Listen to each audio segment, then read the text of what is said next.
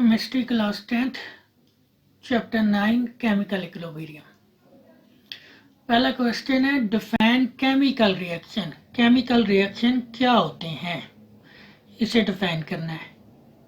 The process in which a substance और substances undergo a chemical change to produce new substance और substances with entire new properties are known as chemical reactions. Define reactants and products.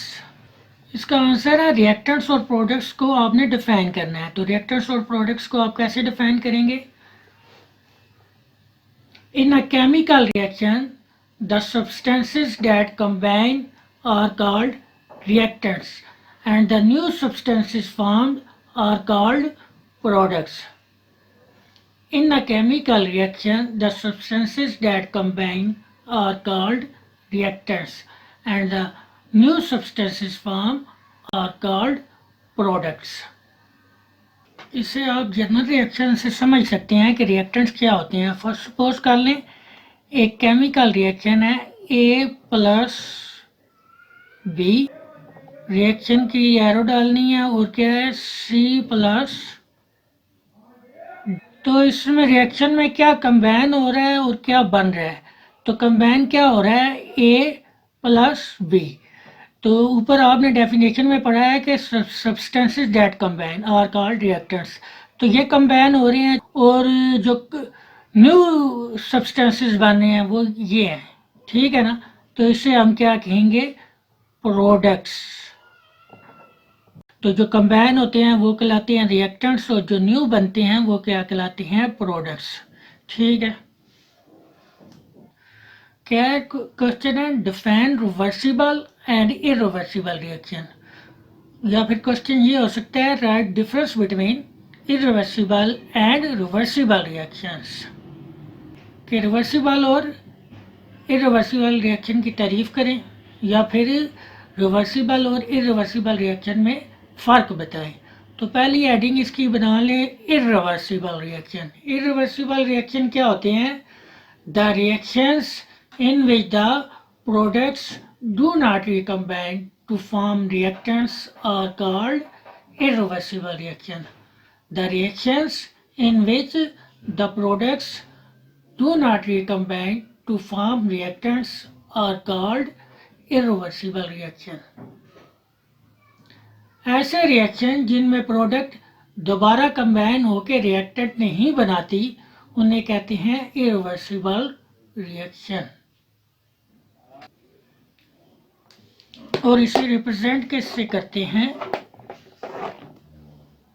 तो इसे represent किससे करते हैं? They are represented by single arrow. They are represented by single arrow. Example है इसकी, अगर आप ले लें 2H2 plus O2, single arrow होगी क्योंकि इरिवर्सिबल रिएक्शन है। और ये बनाएंगे क्या? 2H2O। ठीक है। हाइड्रोजन भी गैस की फॉर्म में होगी, ऑक्सीजन भी गैस की फॉर्म में होगी और जो पानी बनेगा वो लिक्विड फॉर्म में होगा। ठीक है। ऊपर Pt और हीट की मौजूदगी में ये होगा। ठीक है। सेकंड है रिवर्सिबल रिएक्शन। रिवर्सिबल रिएक्शन का पूछा था, तो रिवर्सिबल रिएक्शन कौन से रिएक्शन होते हैं? The reactions in which the products can recombine to form reactants are called reversible reaction. The reactions in which the products can recombine to form reactants are called reversible reaction. ऐसे reaction जिनमें product दोबारा recombine होती है और reactant बनाती है उसे हम कहते हैं रिवर्सिबल रिएक्शन। और इसे रिप्रेजेंट किससे करते हैं? They are represented bye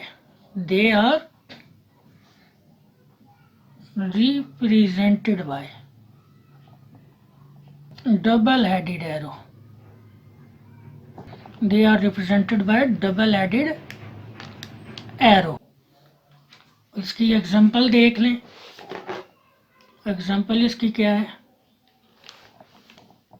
H2 plus I2 2HI। ये पिंक कलर में होता है आयोडाइड, आयोडीन, और ये कलरलेस होगा। रिएक्शन बनने के बाद H और I मिलेंगे ना, H2 और I2, तो हमारे पास जो प्रोडक्ट आएगी वो हाइड्रोजन आयोडाइड होगी, कलरलेस होगी, उसका कोई कलर नहीं होगा।